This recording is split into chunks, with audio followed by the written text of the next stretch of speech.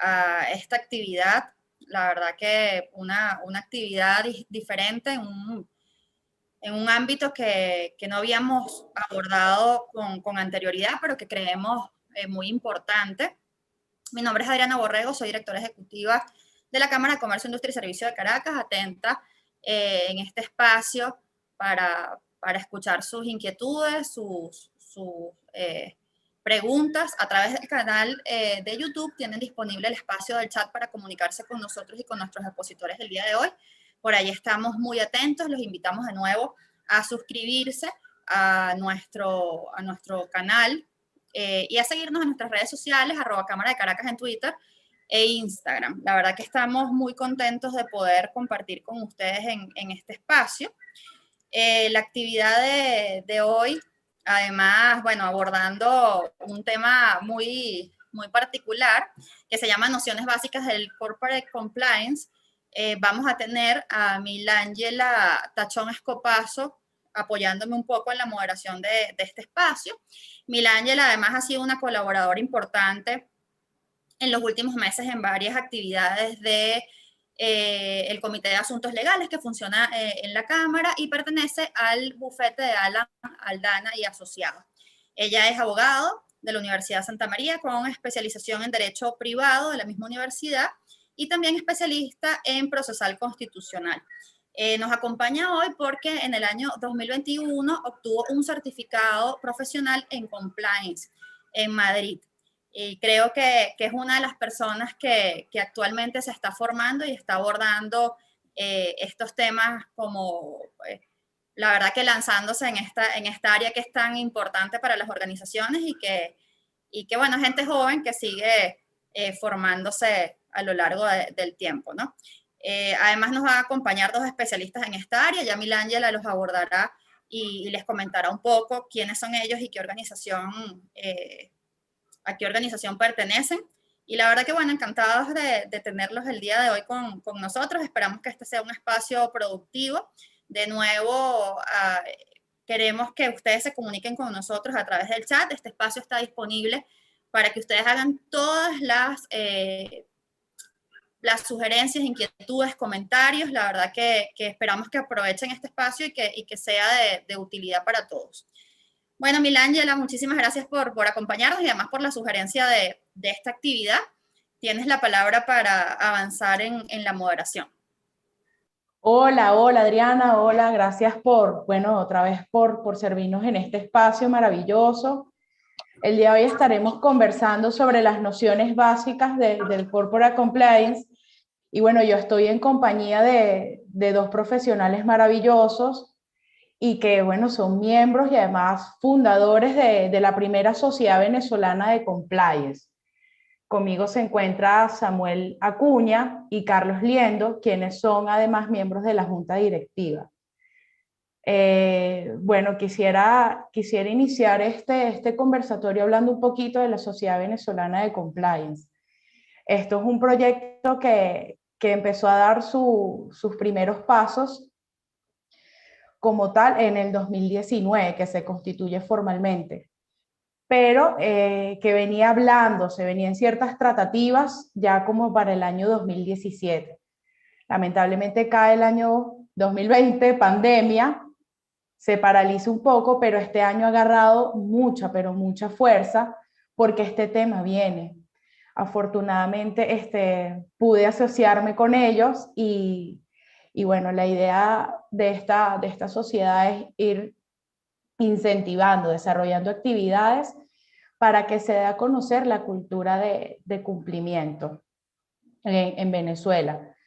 Nuestro proyecto como miembro de la sociedad y junto con estos profesionales es que Venezuela se convierta en un referente internacional. O sea, allá afuera está pasando algo con las organizaciones.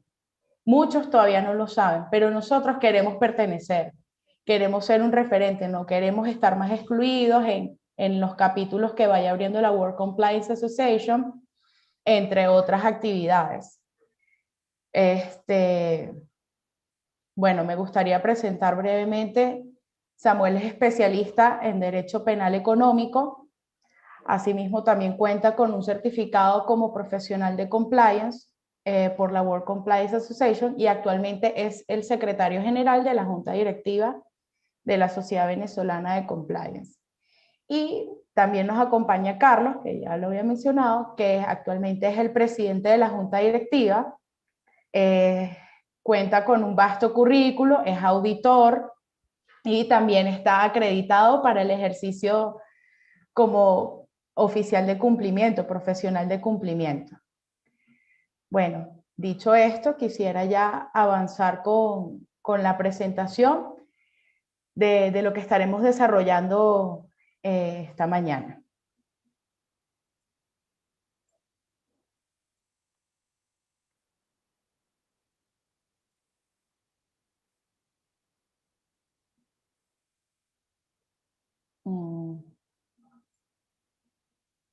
¿Se ve? Ok. Bueno, estaremos disertando sobre las nociones básicas del Corporate Compliance, como ya lo había mencionado. Entonces, bueno, los tópicos que me toca desarrollar los pueden ver. Empezaremos de las cuestiones más básicas, que es el compliance, la ética y su regulación, su relación con el compliance, el alcance y funciones del compliance, las líneas de defensa y la adaptación de las empresas a normas y estándares internacionales. Entonces, empezamos. ¿Qué es el compliance? La palabra compliance viene de cumplimiento, si hacemos la traducción. Y lo que hace referencia es a que las empresas puedan cumplir, valga la redundancia, con las normas. Pero esto va más allá. La idea del compliance la definición es mucho más amplia porque lo que busca es de implementar aquellas medidas o mecanismos de prevención a través de los cuales se pueda asegurar que la organización cumpla, pero que cumpla no solo con el marco normativo o regulatorio, sino que además se comprometa para cumplir con los valores y principios éticos que además las organizaciones suelen escoger cuando empiezan a diseñar su identidad corporativa. Tenemos aquí entonces que el Comité de Supervisión Bancaria de Basilea en el 2005 define como el riesgo de sanciones legales o regulatorias, pérdidas financieras o pérdida de una reputación que una organización puede sufrir como resultado del incumplimiento de las leyes, regulaciones, normas de autorregulación, códigos de conductas que son aplicables, que son de aplicación a sus actividades. Entonces vemos, como mencioné anteriormente en el concepto del compliance, que se hace mención a la ética. Entonces vamos a iniciar con lo que se define la ética empresarial. La ética empresarial es un campo que se centra en las actividades que se van desarrollando en el entorno de las empresas y estudia lo que es considerado correcto o incorrecto para los negocios. Es decir, esta es la manera en que se va definiendo en cómo lo desarrolla la organización. De eso va la ética empresarial. ¿Y cuál es su vinculación con el compliance? Tenemos entonces que se debe contar con una cultura corporativa para que esto se pueda engranar. Entonces tenemos que la cultura es la que demarca el compromiso que tienen los integrantes de una organización con el cumplimiento de las leyes y regulaciones, así como también con sus principios y valores éticos. Porque vuelvo y les reitero, esto no solo se limita al cumplimiento normativo, sino que además las empresas actúen con ética cuando desarrollen programas o mecanismos de compliance que sean basados y orientados a la ética. Y para ello es importante que las empresas tengan una cultura corporativa. O sea, la cultura es como esa identidad, lo que te caracteriza. Es el compromiso que desarrolla desde los órganos de control y va permeando toda la organización. Y vinculado a lo demás, que esa identidad y ese compromiso tenga un enfoque ético cuando se vaya a diseñar, implementar, desarrollar los programas de compliance o de cumplimiento, como lo quieran llamar, lo cual realmente es el propósito del compliance.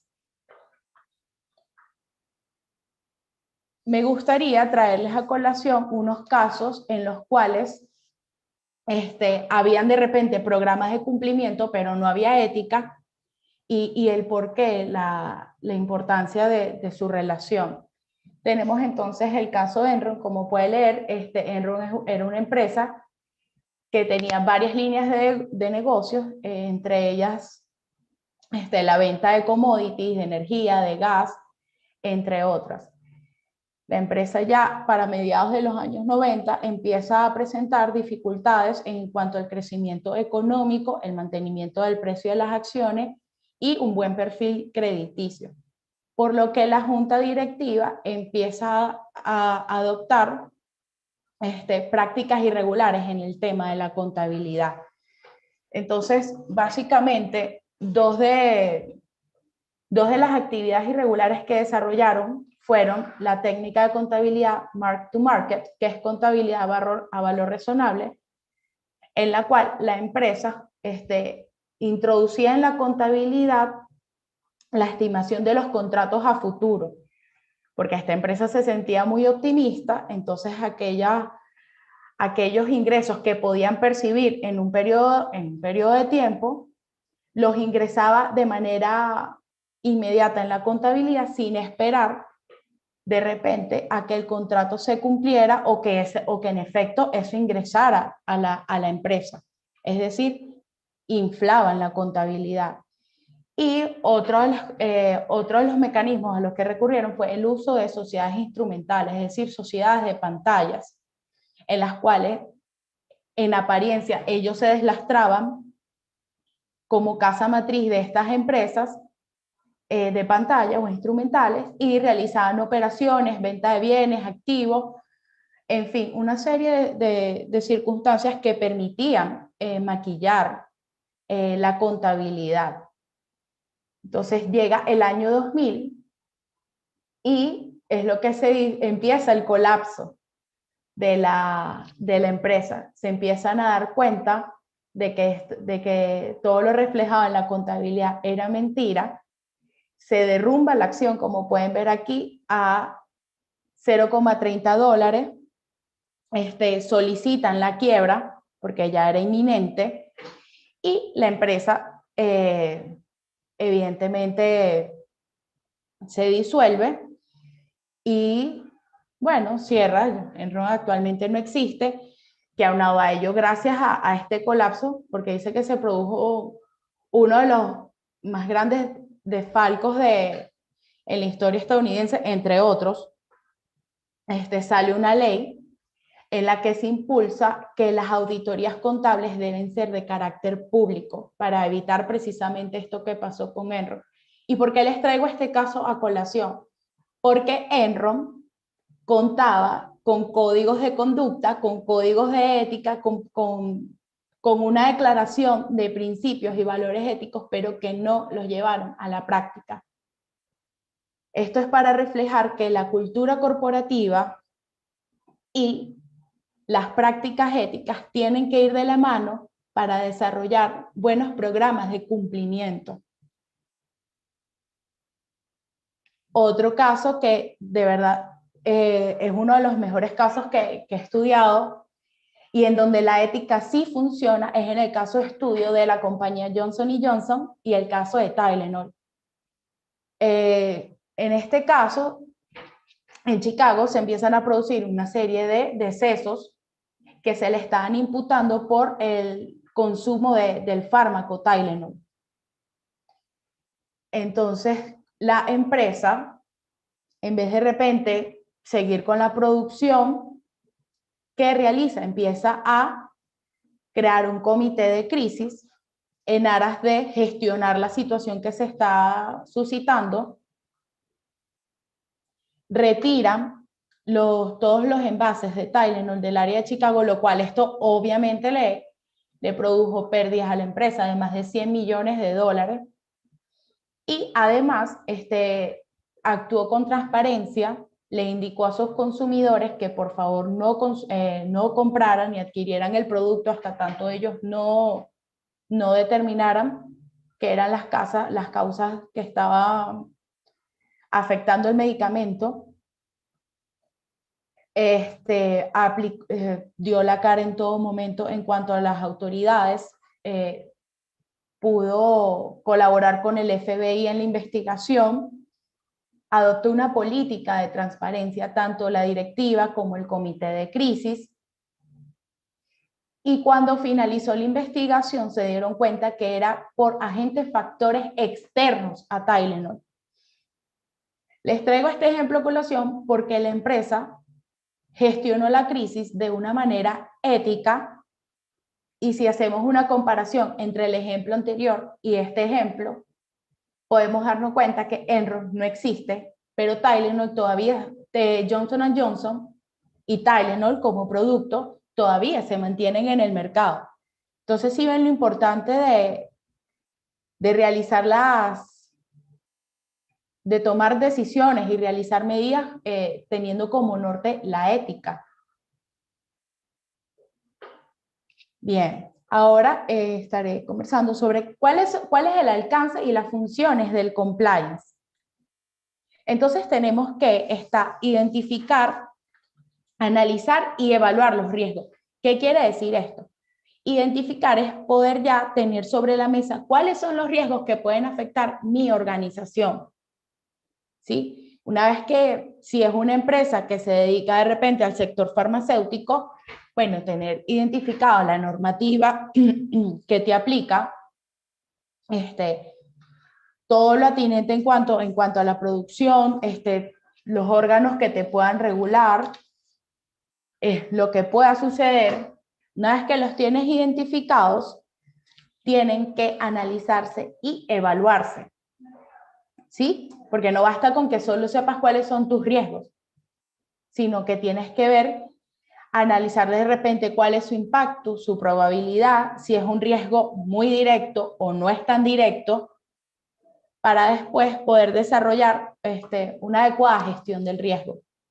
Posteriormente tenemos entonces que, una vez que los tengas identificados, analizados y evaluados, se debe desarrollar una respuesta al riesgo, que es la clave de un buen programa de cumplimiento corporativo. La idea es o prevenir la ocurrencia de algún daño, algún riesgo a la organización, o si bien si ocurre, mitigar ese riesgo, buscando de eliminar la fuente, de aplicar los controles necesarios. Posteriormente, como tercer paso, tenemos monitorizar y detectar la materialización de los riesgos. Esto quiere decir que otra de las funciones y alcance del compliance es hacerle seguimiento a los riesgos, vigilar que los controles que se estén aplicando sean los más idóneos, sean los que funcionen a la organización y permitan el flujo de operaciones con total normalidad. Y bueno, como cuarto importante, reportar a los órganos de decisión. Ellos tienen que estar al tanto y recibir la información correcta y adecuada para que puedan tomar las decisiones que sean pertinentes en caso de que sí sea.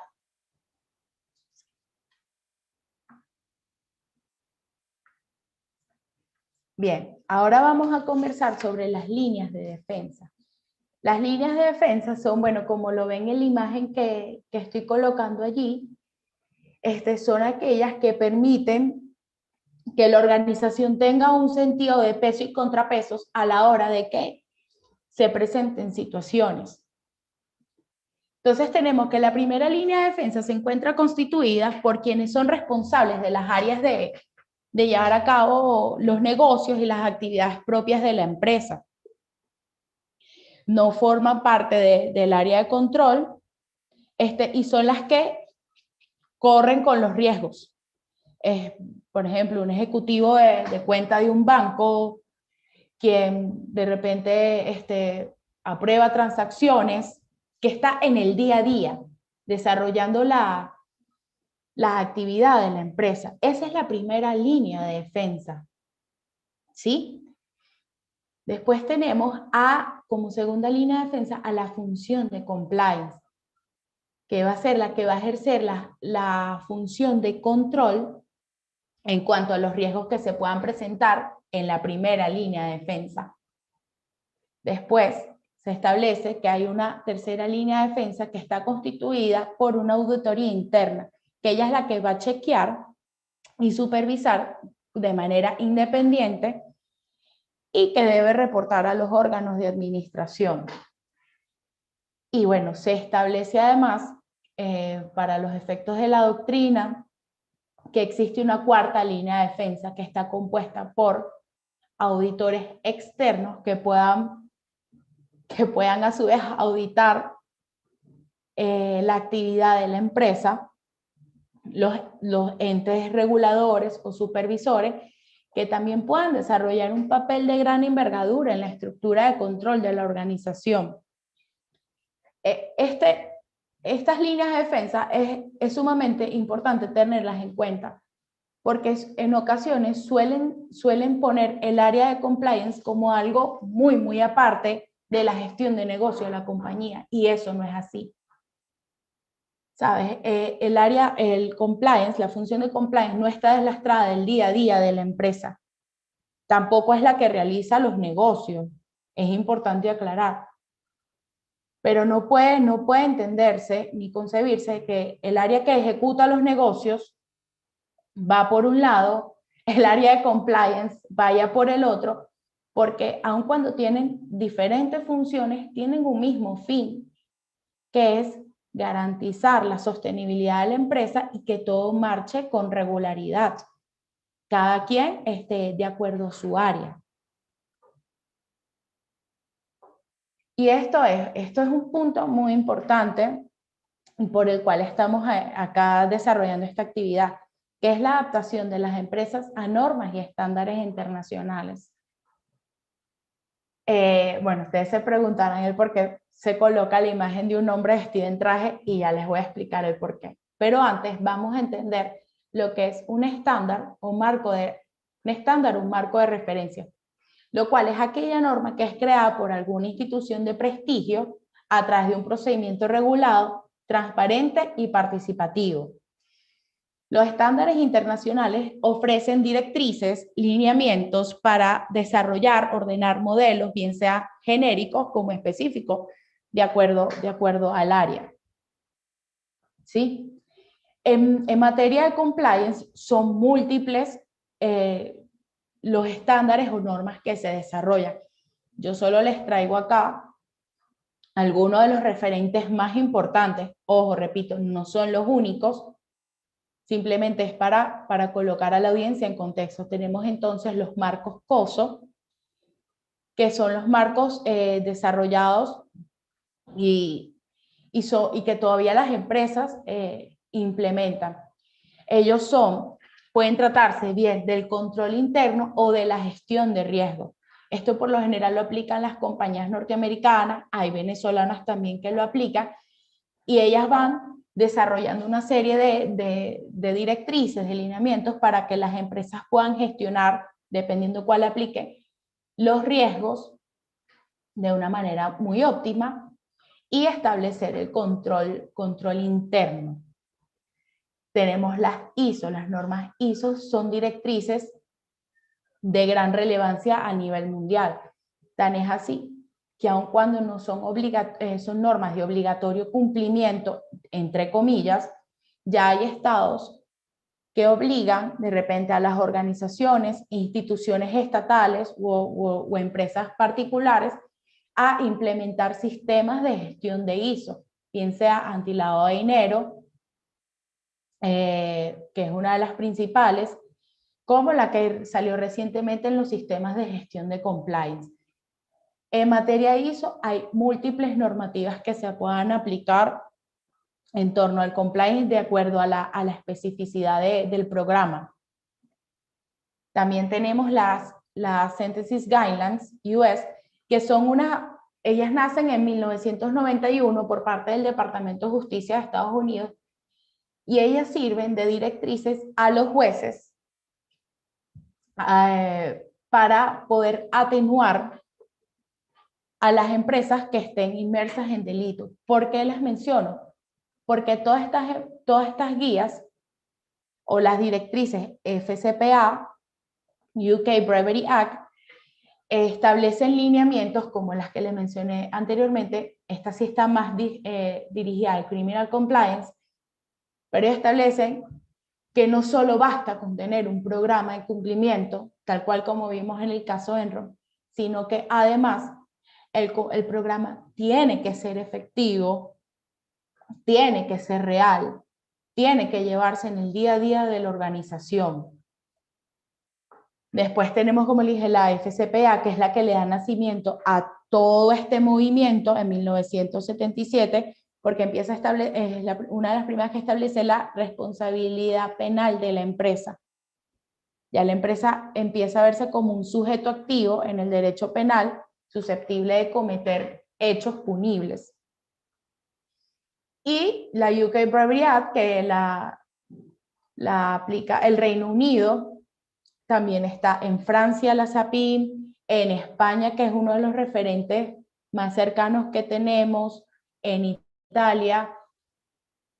Lo que quiero decir con este punto, y retomando el tema del traje, es que los países a nivel internacional están participando, le están dando la importancia y preponderancia que tiene el compliance en la dinámica mundial para poder establecer relaciones. Entonces, retomando el tema del por qué coloco a un hombre de un traje y de repente aquí coloco una fiesta, es para ilustrarles que a nivel internacional se está dando un movimiento del cual nosotros queremos que Venezuela participe. Entonces vamos a extrapolarlo a un ejemplo más jocoso. Afuera hay una fiesta, ¿sí? Hay una fiesta en la que nosotros queremos ser invitados, en la que nosotros queremos participar, en la que nosotros quisiéramos desarrollar, aportar. Pero para ello nosotros tenemos que tener un traje, cumplir con ciertos códigos de conducta, cumplir con un código de vestimenta, para ilustrarlo de manera más simple, para poder llegar a lo que están viendo en la pantalla, a una fiesta, poder interactuar con los demás países, con demás organizaciones, organismos multilaterales, de una manera transparente, confiable y, bueno, si Dios nos los permite, ser un gran referente como lo están haciendo muchos países en Latinoamérica, como lo está haciendo España, porque eso es a lo que queremos apuntar y es a lo que estamos en esta presentación invitando a quien nos esté escuchando. Bueno, y ya yo con esto termino lo que es la parte introductoria y le doy el pase a Samuel.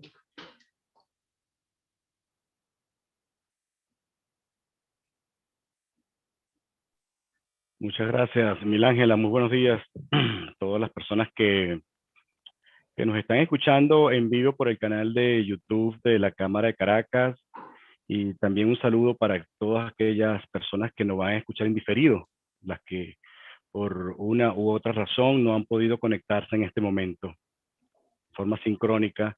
Para nosotros y el movimiento que estamos llevando a cabo, que estamos desarrollando bajo el manto de la Sociedad Venezolana de Compliance, nos complace muchísimo que la Cámara de Caracas, en cabeza pues de su presidente, el doctor Leonardo Palacio, pues nos haya dado esta invitación para que organicemos, para que hubiésemos organizado pues esta actividad en una forma conjunta, poder llevarle de primera mano a los miembros de la Cámara de Comercio un contenido de mucho valor, muy actual, que para muchos empresarios y para algunos especialistas todavía les resulta un poco ajeno, ¿ok? Ajeno a su actividad, ajeno a su contexto, ajeno a su realidad, pero que como decía pues Milángela, ya a nivel internacional, a nivel latinoamericano,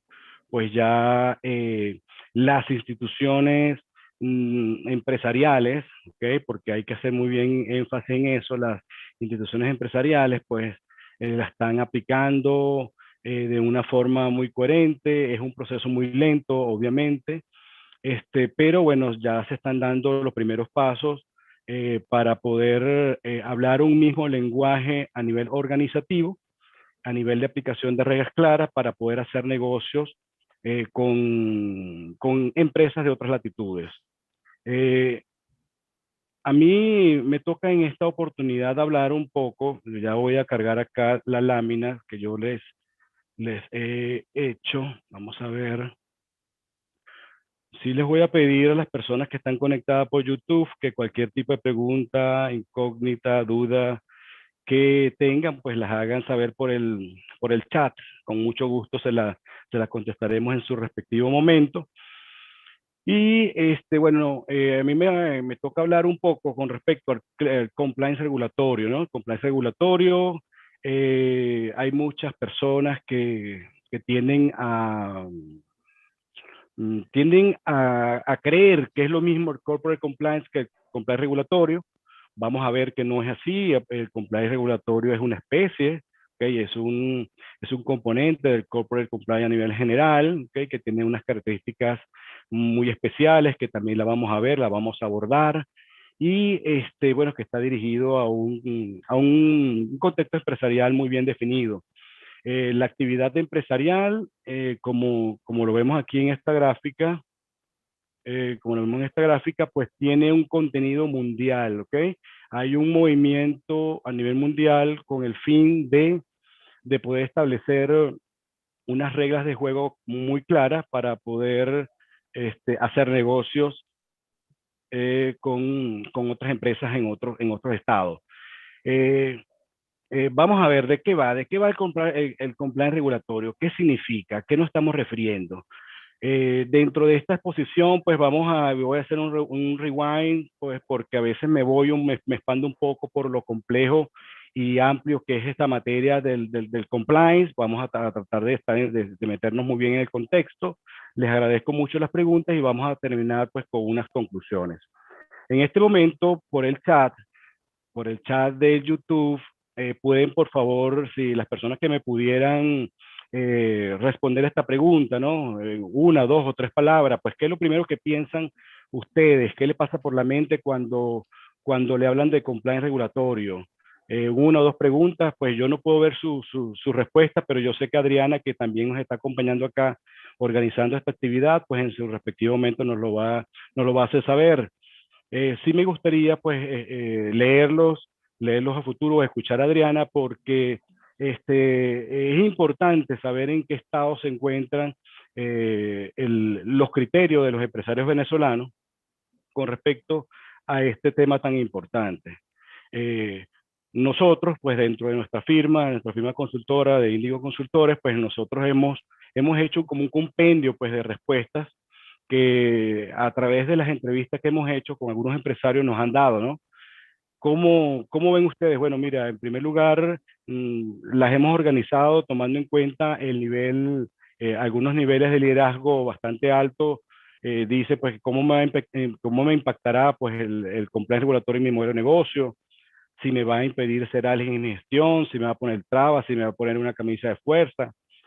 Hay otros que dicen, bueno, eso es un gasto, ¿ok? Eso es un gasto que va a atentar negativamente en contra de mi cuaderno de cuentas. Hay otros, pues, que no lo ven como una inversión, obviamente. Hay otros que se preguntan, bueno, ¿y cuáles son las consecuencias no compliance? Es decir, ¿hay alguna consecuencia sobre mi organización si no aplico los modelos de cumplimiento que me establece la normativa? Hay otros, obviamente, ya viendo la parte económica, se preguntan, ¿cuánto me va a costar? ¿Okay? Samuel, ¿Sí? disculpa que te interrumpa, pero ya empezaron a contestar algunas personas que te están escuchando. Adriana Okay. Morón comenta que se le viene a la mente cumplimiento normativo. Alessandra dice, lo asocio con transparencia en la gestión. Carlos Murga dice, cumplir normas y procedimientos de las empresas y sus desviaciones. Han sido los participantes que han comentado lo que estabas preguntando. Vale, gracias, Adriana, muy amable. Bueno, vemos ahí pues que hay una tendencia a identificar, ¿ok? A identificar compliance regulatorio con compliance, con cumplimiento corporativo, ¿ok? Y eso es sumamente importante. Yo creo que al concluir esta exposición, vamos a tener una identidad distinta de estos conceptos iniciales. Bueno, mira, hay otras preguntas hay otras personas, hay otros empresarios que también dicen, pues mira, yo no necesito un consultor o un especialista en compliance porque mi abogado corporativo o el auditor interno se encarga de eso. Es decir, bueno, mira, cuando se ven ante la realidad de que para poder llevar adelante un sistema o implementar un sistema de gestión de cumplimiento en cualquiera de sus vertientes, pues se necesita de una serie de conocimientos muy técnicos, muy especiales y que, bueno, el abogado corporativo no tiene esa especialidad o no tiene esas capacidades cognitivas, al igual que el auditor interno. Hay otros que dicen, bueno, tengo que buscar una consultora que cobre barato, ya ahí vamos pues atendiendo un poco más hacia la parte económica. Hay otros pues que son unos comentarios pues no deseables que dicen, no, déjame buscar la forma de evadir esa obligación. Y aquí le voy a dejar esto sobre la mesa a ver si es posible o no evadir esa obligación. Y la última que puede ver en la gráfica que coloqué un poco de signo, bueno, o sea, ahí pueden entrar respuestas escatológicas, bueno, y otro tipo de respuestas que me voy a reservar, pero que nosotros las hemos escuchado dentro de estas entrevistas iniciales. Pero bueno, vamos a ver. Eh, el compliance regulatorio está alejado o está cercano a la actividad empresarial. Ya mira, Ángela muy sabiamente nos acercó a este punto, pero bueno, yo sí quería pues hablarle un poquito por no dejar sobre el entorno empresarial, que ustedes empresarios que nos están escuchando saben mucho más que yo con respecto a estos puntos. La parte del compliance regulatorio se encuentra enmarcado dentro de ese entorno extramercado, ¿ok? Y en la cual pues las empresas y las organizaciones empresariales van a sufrir pues o están enmarcados en una serie de factores que van más allá de su entorno original, que es el entorno de mercado, y en las cuales se cuenta pues los medios de comunicación y las redes sociales, la acción que el gobierno puede y cómo puede incidir en su actividad empresarial, pues la participación de los ciudadanos organizados, la ONG, y le puse un asterisco al punto que más nos interesa, que es el del regulador sectorial. Algunas actividades empresariales tienen, de acuerdo a su contexto, un regulador sectorial que le va a establecer una serie de directivas, de normativas, bajo las cuales tienen que regirse. Y esta en sí son las normas que van a catalogarse como componentes del compliance regulatorio. Inicialmente, y yo entiendo, nosotros pues entendemos la dinámica empresarial, vemos pues que su entorno de mercado está dirigido directamente a una área de establecer y determinar quiénes son sus competidores, que ahorita en Venezuela pues vemos que se han diversificado principalmente con la cantidad de importaciones que se han producido dentro de la nación, y también van a tomar en cuenta pues la parte de los clientes, de sus relaciones, de satisfacción al cliente final y la relación con los proveedores, y un punto también que no deja de ser importante, como es la protección del talento humano dentro de las organizaciones que por situaciones a veces económicas, situaciones país, pues tienden a dejar y culminar sus relaciones laborales para irse a otros países en búsqueda de unas mejores condiciones. Bueno, el entorno empresarial, yo lo veo y yo sé que y yo sé que es así, pues es bastante complicado para los empresarios en la actualidad, y yo poniéndome en sus zapatos me pregunto, bueno, tengo un entorno de mercado muy difícil, una competencia muy férrea, no hay una capacidad de compra, de adquisición real por parte de los clientes. Tengo también una serie de regulaciones, como la vemos ahí en la parte del regulatorio intervencionista, que también me están colapsando los cuadernos de cuenta, que también me ponen obligaciones constantes. Y además de eso, viene... Bueno, el entorno...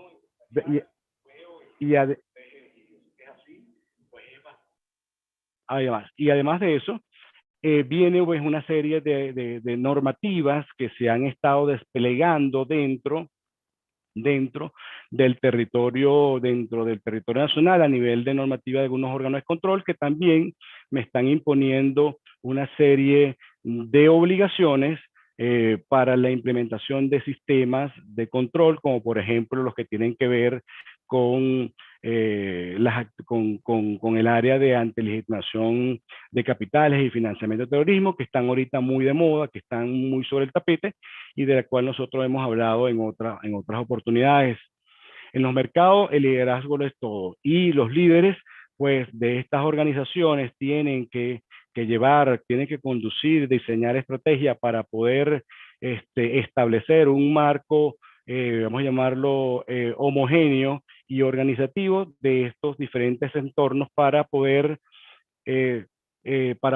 cambiar pues la estructura organizativa de sus organizaciones y llevarlo con un camino hacia la antifragilidad.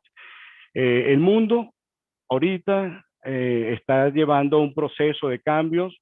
Existen unos nuevos riesgos que están siendo ventilados, que están siendo normativizados y los cuales cambian bastante el espectro de lo que hemos vivido y de lo que hemos observado hasta la actualidad. Y nos toca, o les toca, pues en este caso, le toca a los líderes de las organizaciones llevar a sus empresas hacia el camino de la sostenibilidad y la búsqueda de unos nuevos mercados donde se pueda obtener pues una mayor concreción económica con base a sus actividades. Ahora bien, ¿cómo se desarrolla o cómo se relaciona, mejor dicho, el modelo de negocio de las empresas con el marco regulatorio? Como lo hemos visto, no están desalineadas, no están alejadas pues la parte del compliance con respecto a las empresas. En el modelo de negocio tenemos que ver ese contexto de la organización, contexto tanto interno como externo, ¿ok? Con el fin de determinar cuáles son esas actividades en las cuales las empresas realizan, desarrollan y poder hacer un inventario pues de todas las regulaciones dispuestas en el ordenamiento jurídico y que sean aplicables pues a ese contexto. No podemos dejar por fuera los stakeholders, en este caso, los asociados de negocios, nuestros clientes, nuestros proveedores y nuestros socios en algunos determinados líneas de negocio, pues que a la final van a tener algunos factores normativos que van a incidir en que exijan dentro de la relación económica o financiera que se puede entablar con mi organización la adopción de modelos o estructuras de regulación. ¿Okay? El marco regulatorio, con base a este contexto, con base a estas actividades ya identificadas y con base a esos riesgos, nos va a llevar a priorizar esos riesgos, a priorizar cuáles regulaciones tengo que abordar con una mayor rapidez, y graduarlo y aplicarlo de acuerdo pues a la relevancia que cada uno de estos riesgos pueda tener en un momento determinado. En el modelo de negocio también tengo que observar cuáles son mis productos, los clientes, muy importante, y las zonas geográficas en las cuales voy a desempeñar cada una de las actividades de este desarrollo empresarial. Y también quería, y agregué aquí dentro de estas relaciones entre el modelo de negocio y el marco regulatorio, dos puntos que son sumamente importantes y que quería colocárselo, dejárselo reflejado, que es la armonización con un estándar paraguas. Es decir, ¿y a qué me refiero con esto? Cuando estamos hablando de riesgo, cuando estamos hablando de regulaciones, hemos visto que una empresa puede tener, de acuerdo a su modelo de negocio, varios instrumentos jurídicos o estándares que tengan que aplicar en un momento determinado.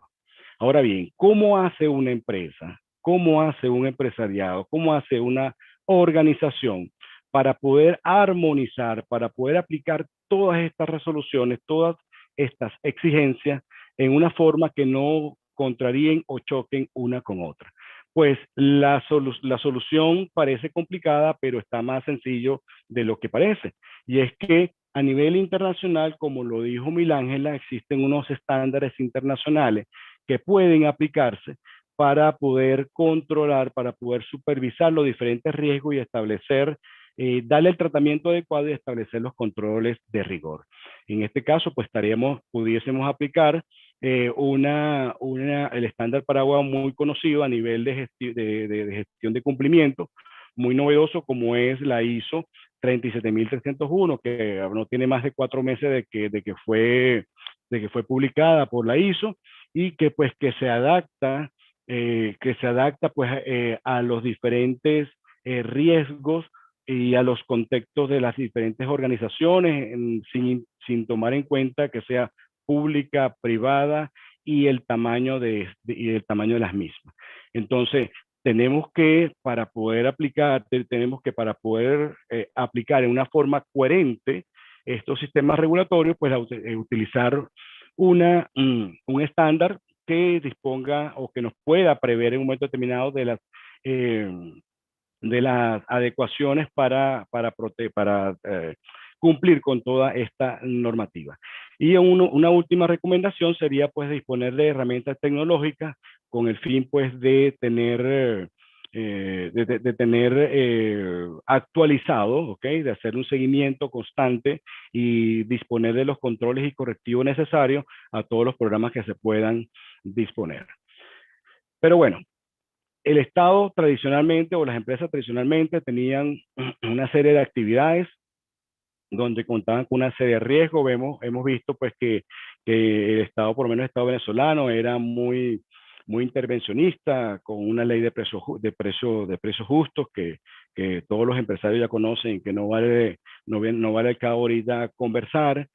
Tenemos una ley antimonopolio y tenemos también leyes desde el punto de vista de protección laboral y desde el punto de vista de aporte al fisco, que tienen como fin fundamental pues la de distribuir, entre comillas, distribuir pues las cargas impositivas y de satisfacción de intereses de la comunidad de parte del Estado hacia los empresarios. No obstante, pues hemos visto que ese aspecto tradicional ha sido modificado. Estamos en un puente donde han surgido unos nuevos riesgos que van más allá de lo tangible, ¿ok? Y que es producto de lo que conocemos como la tercera y la cuarta revolución industrial, pues que hace y que llevan a que surjan un conglomerado de entes a nivel mundial dispuestos a disponer de una normativa internacional con el fin de poder controlar esos riesgos que la actividad empresarial puede generar tanto en la colectividad de cada uno de sus estados como a nivel mundial. Y ahí es donde viene pues la parte y nace el concepto de la autorregulación regulada, pues esa posibilidad que le dan los estados a que las empresas, a que los empresarios, a que las organizaciones dispongan de una estructura organizativa, no operacional ni financiera, sino una estructura organizativa normativa, en la cual se dispongan pues de códigos de conductas, de códigos éticos, de canales de denuncia o canales de alerta para poder disponer de información con respecto a las irregularidades que se cometan en el seno de las organizaciones. También le dan la posibilidad de que las empresas dispongan de elementos de investigación interna, ¿okay? Con el fin de determinar si hubo algún tipo de incumplimiento de su normativa, y pues de esta forma el Estado va variando, ¿okay? Va llevando una mutación y pasa de ser un Estado reaccionario a ser un Estado preventivo. La función de prevención ya no es una función netamente estatal. Ya los empresarios tienen y los estados les han estado dando esta función con el fin de que puedan, ¿cómo decirle?, equilibrar pues las cargas, porque ya el Estado ha visto que no puede con el derecho penal y con el derecho administrativo sancionatorio, no puede regular las diferentes conductas y no va a poder sancionar a todos. Entonces, hay un cambio de paradigma muy importante y ese cambio de paradigma va de la mano también con un enfoque que es el enfoque avanzado en riesgo. Ya todas las actividades y líneas de negocio que se desarrollen en una empresa tienen que estar identificadas, tienen que estar tratadas, tienen que estar analizadas y segmentadas, pues para poder establecer controles, medirlos, ¿ok? Y generar una respuesta acorde para que no exista ningún tipo de siniestro a nivel de, o alguna ocurrencia de riesgo que pueda poner en peligro, en estela de juicio, pues la reputación o ocurra algún daño operacional o económico sobre la empresa. Vemos aquí pues cómo se establece un global governance, ¿ok? Para poder regular ese tipo de riesgo, y tiene una característica muy importante que la señala el profesor Gómez Jara en un artículo que se intitula La incidencia de la autorregulación en el debate legislativo, y él afirma pues que en este caso el Estado pierde el control regulatorio y el Estado va a responder a un conjunto de actores estadales, pues que el Estado se limita pues a imponer dentro de su normativa interna estos estándares o estas exigencias que los diferentes conglomerados estadales le han exigido de acuerdo a su organización externa. También, y yo le agregaría, pues que este Global Governance pues va a supervisar unos riesgos de carácter universal, como por ejemplo los riesgos de ciberdelincuencia o los riesgos de la utilización de activos virtuales para legitimar capitales, por ejemplo. E igualmente, pues va a provocar una igualdad de competencia y competencia empresarial, no competencia estatal. Y aquí quería reafirmar, pues que lo que se quiere es buscar que las empresas pertenecientes a los diferentes estados puedan competir en un nivel de igualdad. Y por último, también yo puedo acotar, pues se puede acotar que el Global Governance tiene mucho que ver con la jurisdicción extraterritorial para la responsabilidad empresarial, y ejemplo de ello pues es la FCPA, pues esta ley de origen estadounidense, al igual que la UKBA, que tienen a tener un carácter extraterritorial para sancionar aquellas conductas de personas naturales o empresas que cometan pues los delitos, en este caso delitos de sobornos transnacionales. ¿Ok? Vamos a adelantar un poquito, todavía me falta, yo espero que no les esté aburriendo con esta exposición. Vamos a ver cuáles son esos riesgos importantes que interesan al compliance regulatorio. Vamos a pasarlo rápidamente. Vemos pues el principal, que yo creo sin lugar a duda se lleva ahorita, está a la cabeza de la regulación internacional, son los riesgos que tienen que ver con la ciberseguridad, ¿ok? Y con los componentes de la cuarta revolución industrial, como es la inteligencia artificial, el cloud computing, ¿ok? El machine learning y la Internet de las cosas, que nos van a dar mucho trabajo a los entes reguladores, porque los riesgos que traen consigo la utilización de estas nuevas tecnologías son bastante altos. En segundo lugar, tenemos la protección de datos personales y privacidad. Vemos que en estos dos riesgos, en estos dos lotes de riesgo, pues en Venezuela existe muy poco, por no decir nada, nulo, la parte de regulación. Eso quiere decir que en algún momento van a venir normativas que van a establecer algún tipo de exigencia o programas con respecto a estos puntos. En tercer lugar, tenemos los activos virtuales. Ya tenemos una normativa muy especial que los considera pues ya como sujetos obligados a los exchange y a los wallets. Y también la parte de propiedad intelectual está tomando mucha fuerza y la libre de competencia a nivel mundial.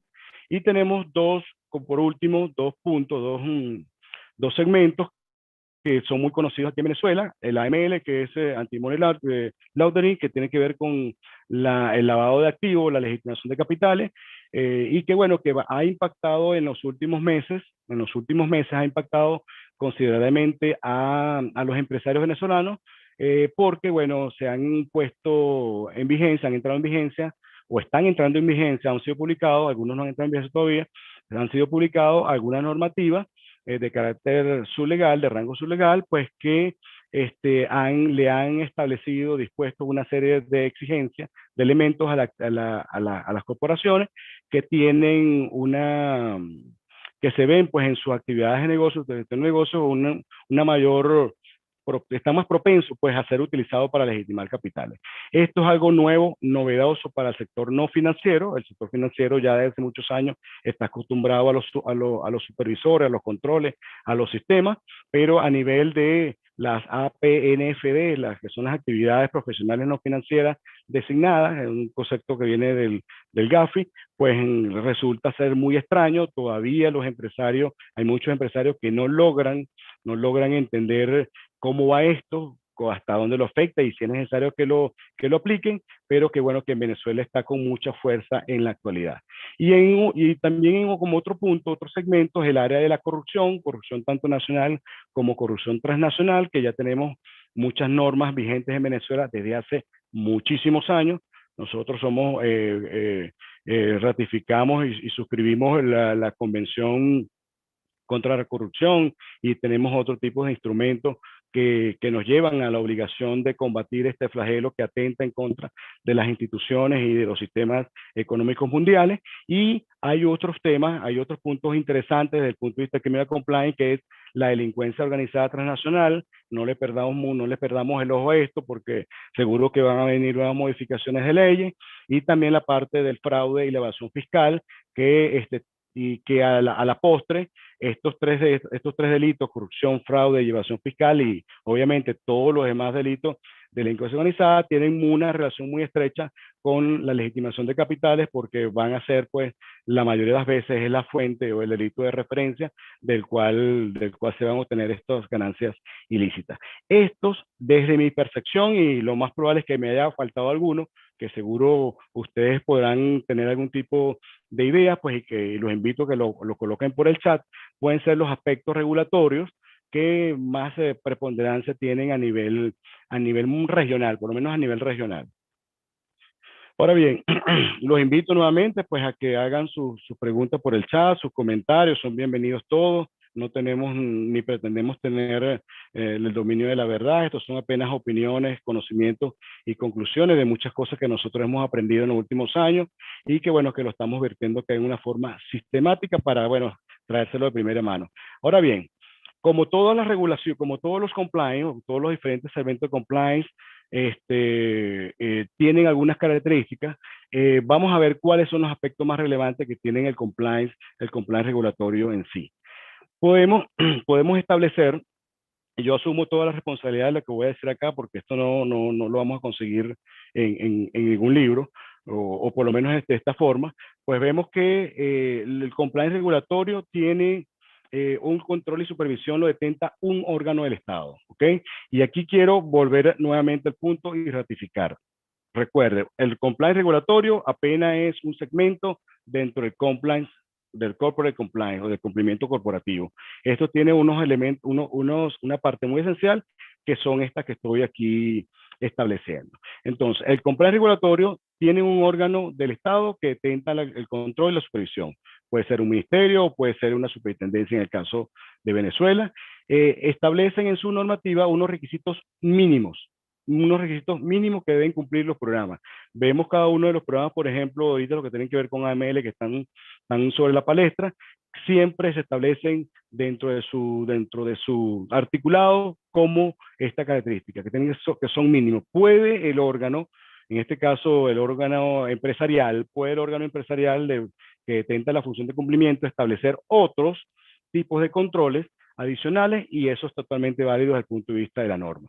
Se basan en estándares nacionales o internacionales, y aquí hay que decir pues que la mayoría de los estándares son internacionales, que pueden en un momento determinado incluirse como una ley nacional, ¿ok? Pero la mayoría son estándares internacionales porque son el producto pues del análisis de las diferentes normativas a nivel mundial, que te generan una mejor connotación. Se supedita el enfoque basado en riesgo, está dirigido está dirigido a empresas que están bajo el control del órgano supervisor. Estas se entienden por sí solos. Vamos a ver por aquí, ya me voy a apurar un poco porque se me está acabando el tiempo. Tiene el incumplimiento, acarrea una sanción administrativa, ¿ok? Es de carácter obligatorio y esto es importante. En algunos sistemas de compliance no son obligatorios, son voluntarios, son graciosos que los empresarios pueden aplicarlo o no. Por ejemplo, el caso que aparece en la ley de precio justo es optativo, pues que el empresario lo aplique o no, pero en el caso del compliance regulatorio es obligatorio. Dispone de auditorías para determinar su efectividad y participan en esa auditoría terceros independientes que van a revisar y determinar la eficacia de esos programas y conforman la quinta línea de defensa empresarial. Va muy de la mano con lo que estableció nuestra amiga Milángela en su posición. Sanciones directas, pérdida de la licencia, ¿ok? O de la autorización para tener la actividad, una multa, suspensión de actividades, cierre definitivo de la empresa y el impacto reputacional que no deja de tener importancia. Indirectas, pérdida de competitividad y valor, disminución de la confianza de tus stakeholders, aumento de riesgos legales, disminuye la oportunidad de negocio y puede ser objeto de las empresas de medidas reales y personales con ocasión a procesos judiciales de diferentes índoles. Y ya para terminar, y me disculpan a veces si hablo demasiado, yo quería traerle, son varias las conclusiones que esta exposición me produjo, ¿no? Y que quería compartirla con ustedes, pero solamente me voy a referir a 3 conclusiones porque creo que son las más importantes aquí en este momento, tomando en cuenta cuál es nuestra audiencia. En primer lugar, pues compliance regulatorio es un segmento especial del corporate compliance que deben cumplir las organizaciones empresariales de acuerdo a su sector de actividades. Es una conclusión que es de perogrullo. ¿Ok? Segundo, el compliance regulatorio está íntimamente relacionado con el entorno empresarial y el liderazgo debe adaptarse a las nuevas exigencias regulatorias, diseñando estrategias para crear valor para la organización a corto, mediano y largo plazo con base a la sostenibilidad y expansión en nuevas líneas de negocio que el compliance puede generar. Y en tercer lugar, una definición que es el producto de esta exposición, vamos a definir el compliance regulatorio como un conjunto de normativas impuestas por órganos del Estado a un sector empresarial sobre la base del modelo de gestión de negocio que ejecuta, cuyo fin esencial es marcar un mínimo de actividades a ejecutar para identificar, tratar y controlar los riesgos relevantes a los cuales se ven expuestos. Yo agradezco mucho la invitación nuevamente de la Cámara de Caracas y bueno, yo espero pues que esta exposición haya satisfecho sus pretensiones y bueno, y estamos a la orden para cualquier tipo de consulta que pudiesen generar. Ahí están mis datos de contacto y están también las redes sociales de la Sociedad Nacional de Compliance. Adriana. Vamos a recibir ahora a Carlos Liendo, presidente de la organización.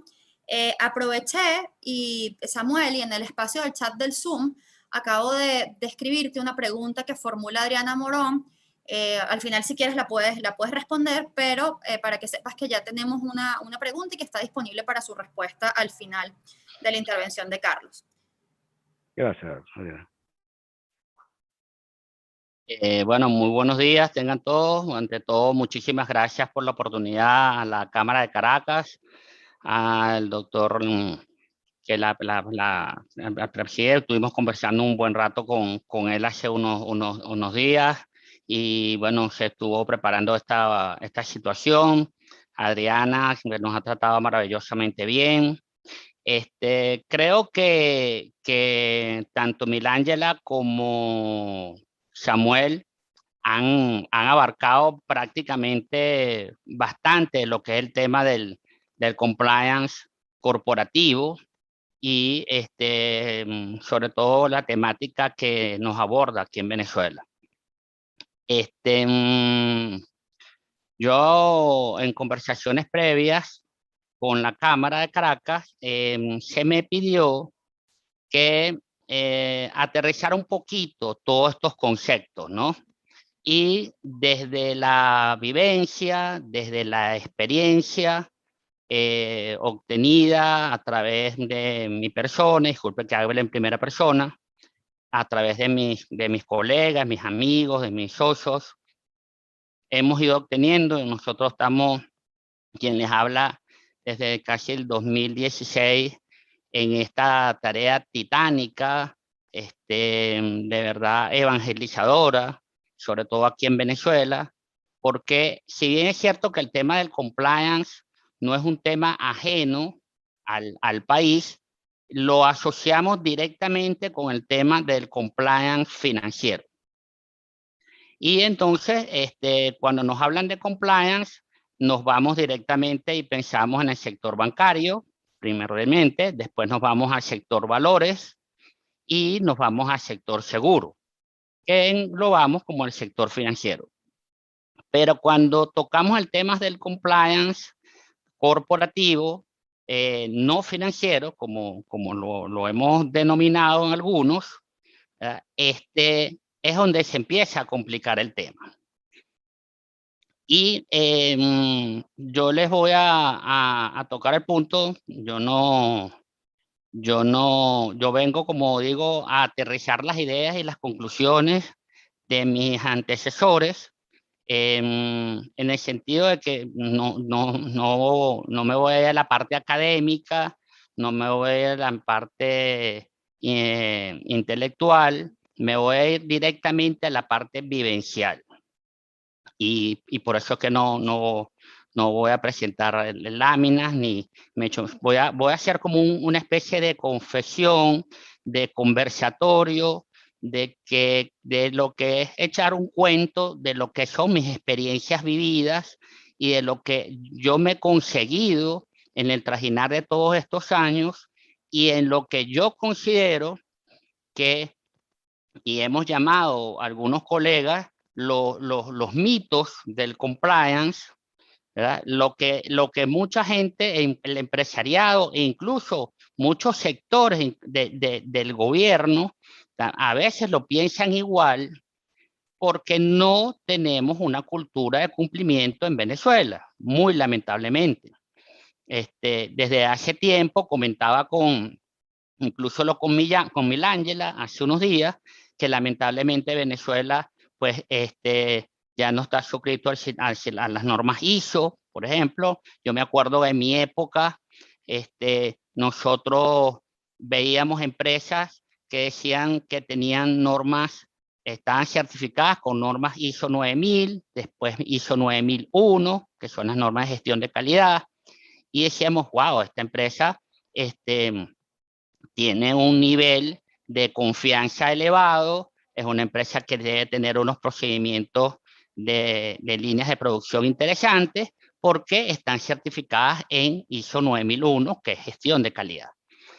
Pues lamentablemente, ojo, y no voy a entrar en política porque no me corresponde, soy totalmente apolítico, soy una persona 100% que me considero profesional, pero las realidades del país hay que decirlas con nombre y apellido. Entonces, muy lamentablemente, estamos en un contexto país y en un contexto de una actividad comercial, en una actividad empresarial, como bien lo decía en una oportunidad Milángela, lo decía Samuel, bastante complicada. Estamos en un contexto donde pues el libre mercado pareciera estar comprometido. Estamos en un contexto donde, bueno, las importaciones han sustituido a la producción nacional. Espero no meterme en problemas por decir esto, pero estoy dispuesto a decir las cosas como son.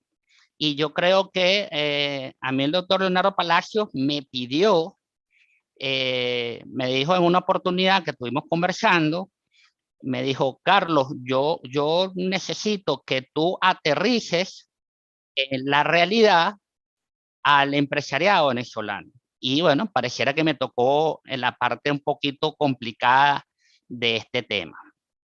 Y voy a tratar de hacerlo de la mejor manera posible, de la manera más, de no meterme en aguas profundas, como digo, y de no herir susceptibilidades de ningún lado, ni del lado empresarial, ni del lado gubernamental.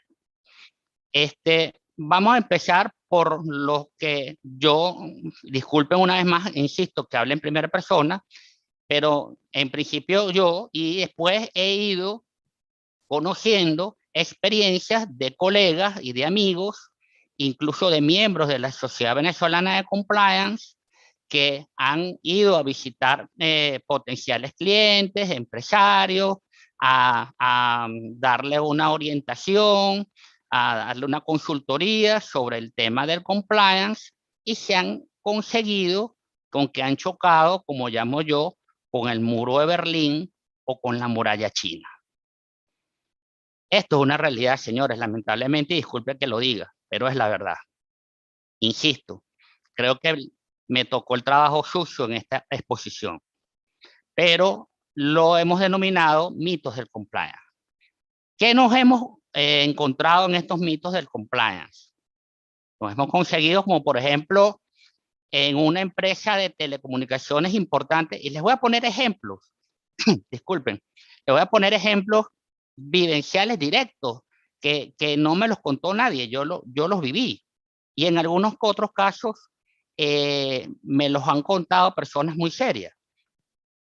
Yo fui a una empresa de telecomunicaciones muy importante en este país, a una junta directiva, a exponer el tema de que deberían de tener un programa de cumplimiento dentro de su organización, ya que es una organización bastante importante y que trasciende fronteras en el país. Bueno, palabras más, palabras menos, me conseguí como que su vicepresidente de Asuntos Jurídicos me dijo, primero tuvo bastante tiempo haciéndome preguntas un poco capciosas, un poco como medio atacando un poco el tema, y a la final terminó con una perla interesantísima, que es que el programa de cumplimiento pretendía burocratizar su organización. La iba a ralentizar o poner muy lenta. Es decir, ¿cómo es posible que el resto de nuestra competencia va a 150 kilómetros por hora y tú pretendes que nosotros redujamos la velocidad a 100? Los otros van a llegar de primero y nosotros, con la implementación de un programa de cumplimiento, vamos a llegar detrás de la ambulancia, es decir, de últimos. Y yo dije, es muy triste y es muy lamentable que una persona que se considera preparada a nivel internacional, que ha hecho posgrado, maestría, cursos, etcétera, de derecho corporativo, empresarial, Master Business Administration, etcétera, etcétera, diga una cosa como esta cuando en el resto del mundo, y no hablemos de Asia o de Singapur, que es un país súper desarrollado, ni de Japón, ni de Estados Unidos, ni de Europa, no. Hablemos de Latinoamérica, nuestros vecinos.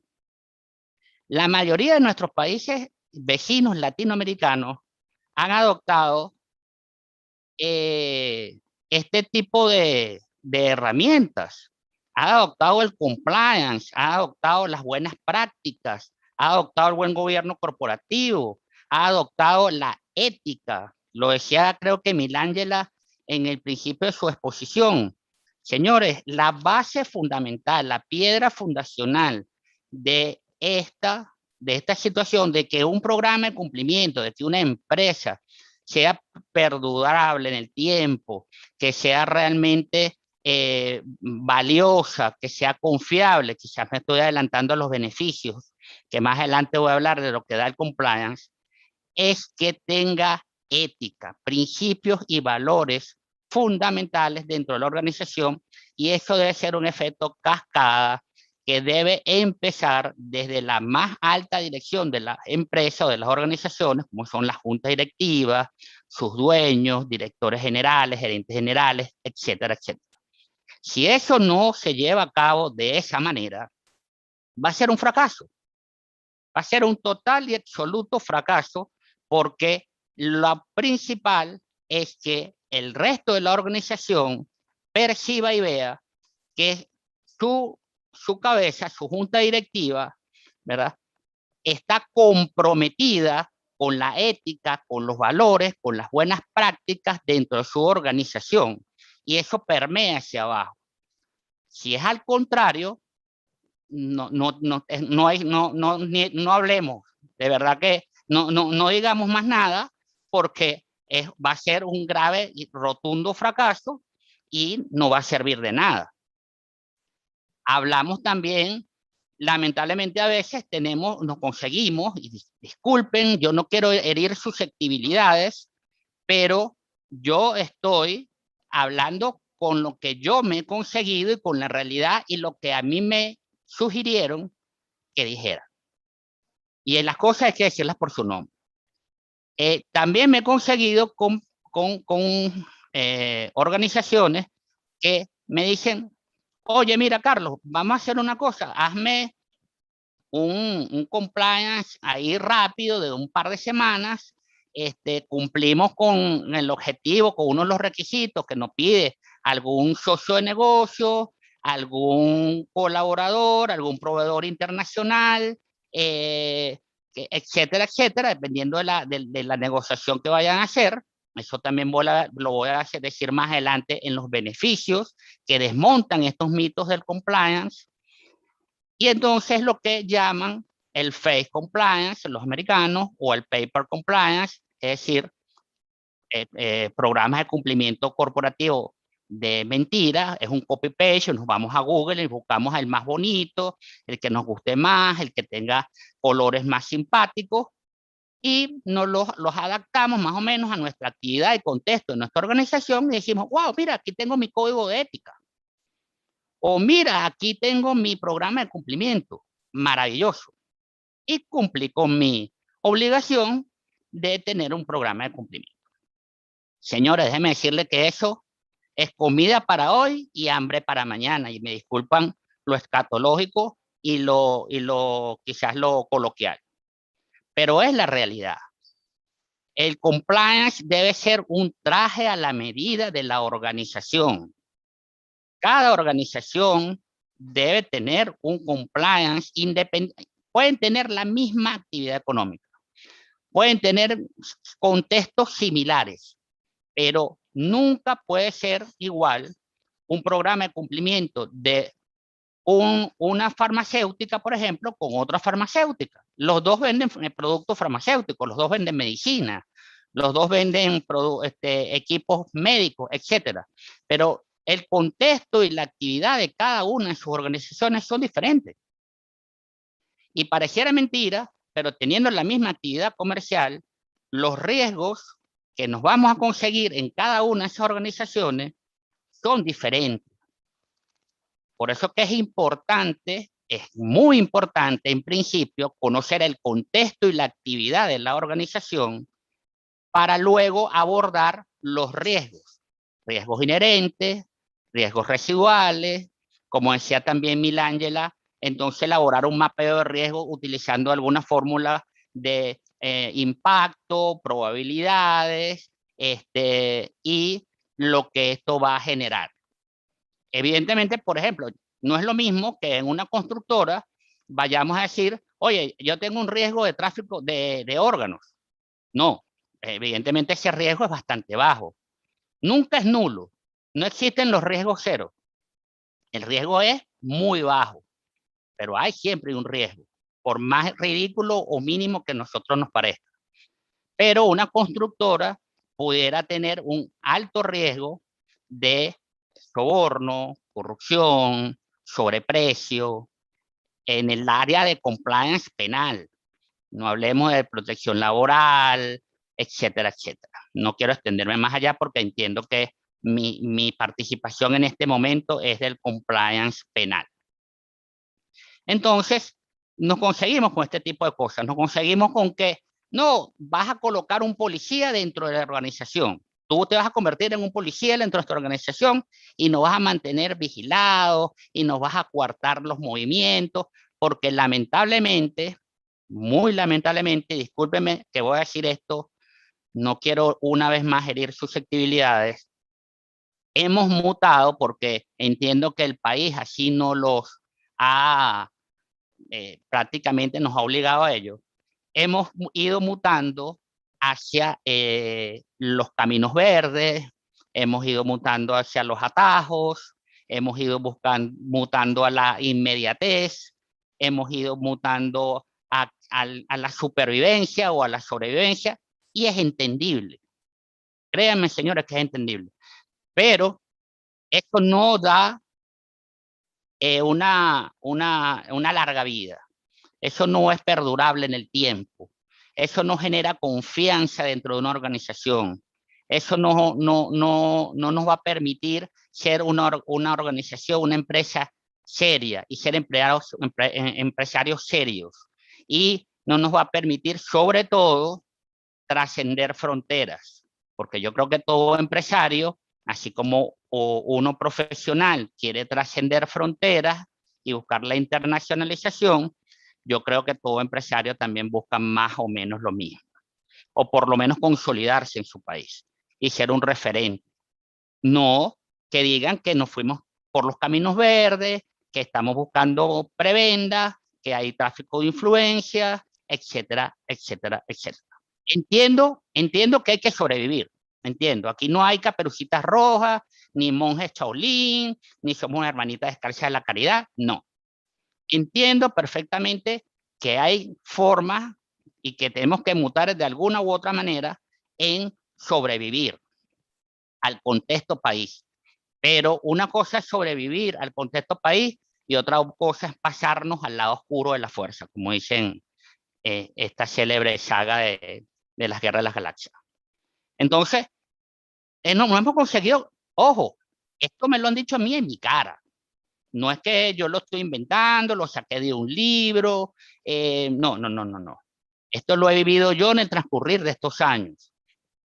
Otra cosa que por ahí decía, creo que decía Milángela o Samuel, decía, es que hacer un programa de cumplimiento me cuesta mucho dinero. O hacer un programa de cumplimiento me genera costos de infraestructura, contrato personal o externalizo la parte del cumplimiento, etcétera, etcétera. Y eso me produce un gasto. Y no estoy para gastos porque tengo el agua al cuello y no puedo, mis gastos son súper medidos y lo único que puedo gastar es inversión para poder producir. Eso es entendible. También es entendible. Pero lo que no ven es que cuando el Estado, ¿verdad? Porque otras dicen, no, es que el Estado no está en la capacidad de controlarme, de supervisarme, porque tiene escasez de recursos humanos, no tiene infraestructura tecnológica, de repente el carro con que me va a venir a hacer la inspección no tiene caucho o batería. Y bueno, y ellos no van a venir nunca a inspeccionar. Eso no va a suceder. Y si no hago cualquier cosa. No, eso tampoco es así. Ni es lo lógico, ni es lo usual, ni es lo que debería de tener o de pensar un empresario serio. Si bien es cierto que eso es verdad, también es cierto que el Estado, en cualquier momento, si te quiere pasar la factura, va y te la pasa y le pone la batería al carro, le pone los cauchos, va, te inspecciona y te mete una multa, un cierre, te abre un procedimiento, etcétera, etcétera. ¿Y qué pasa? Que lo que tú creías que iba a ser caro en establecer un programa de cumplimiento o tener un escudo, porque yo así lo hemos denominado también, un escudo de protección, ¿verdad? Entonces se convierte en un pago doble. ¿Por qué? Porque pagas multas que son a veces exageradas o muy altas, pagas un cierre, entonces dejas de producir o dejas de facturar, y otras cosas que sabemos que sucede, que no lo voy a decir aquí. Entonces, es mucho más costoso. Y ni hablemos de algo fundamental que muchísimos no tomamos en consideración, que es el riesgo reputacional. Entonces, eso nos va a generar también un riesgo reputacional que es intangible, puede ser incuantificable, si cabe la palabra. Y yo siempre pongo el ejemplo de esta empresa Odebrecht, la empresa brasilera. Una empresa constructora de las más famosas en Latinoamérica, por no decir en el mundo, le iba maravillosamente bien, pensaban que estaban, pero bueno, haciendo, tú sabes, las 1000 maravillas del mundo, se la estaban comiendo, y resulta que ¿en qué terminó? En lo que ya todos saben. Ahora bien, cualquiera de ustedes que fuera ministro de infraestructura o fuera a contratar alguna infraestructura importante a nivel privado, etcétera, ¿contrataría a Odebrecht? Yo me imagino que no. Yo me imagino que no. Odebrecht prácticamente murió. El riesgo reputacional es una sentencia de muerte para la organización. Lamentablemente, muchas personas no toman en cuenta el riesgo reputacional, pero el riesgo reputacional es una sentencia de muerte de la organización. Para mí, para quien les habla, posiblemente es el riesgo que uno más debe cuidar y el más perjudicial. Bueno, existen otro tipo de mitos con que nos hemos conseguido, pero bueno, me extendería mucho y no quiero cansarlos con esto. Otra cosa importante que en mi conversación anterior con la Cámara surgió y generó ruido, y creo que ha generado un ruido importante a nivel empresarial, y aquí les voy a colocar otro ejemplo vivencial, es la creación de una providencia administrativa emanada por la Oficina Nacional contra la Delincuencia Organizada y Financiamiento del Terrorismo, que es un ente desconcentrado del Ministerio del Poder Popular para la Interior y Justicia, que es el Registro Unificado de Sujetos Obligados, en sus siglas llamado RUSO. Bueno, esto levantó polvo y esto generó controversias realmente importantes. ¿Por qué? Porque se empezó a tocar temas y se empezó a tocar intereses que realmente eran importantes. Aparte de unos requisitos de índole administrativo, contable, etcétera, que se pedían en este registro unificado de sujetos obligados, yo me voy a referir a uno en particular, que es que lo decía Samuel, las ANPFD, lo llamamos nosotros en líneas generales para que lo entiendan, por eso digo que quiero ser lo más directo y lo más sencillo posible, son las personas jurídicas no financieras. ¿Ok? Entonces, estas personas jurídicas o empresas no financieras, en este famoso registro unificado de sujetos obligados, en un artículo dice que están obligados, ¿verdad? Todas aquellas que tengan de una u otra forma un manejo, un acercamiento, un roce con el tema de la legitimación de capitales, financiamiento de terrorismo y proliferación de armas de destrucción masiva, porque esa es otra, que aquí solamente pareciera que existe nada más que el tema de legitimación de capitales, financiamiento del terrorismo y proliferación de armas de destrucción masiva, y que solamente existe el GAFI.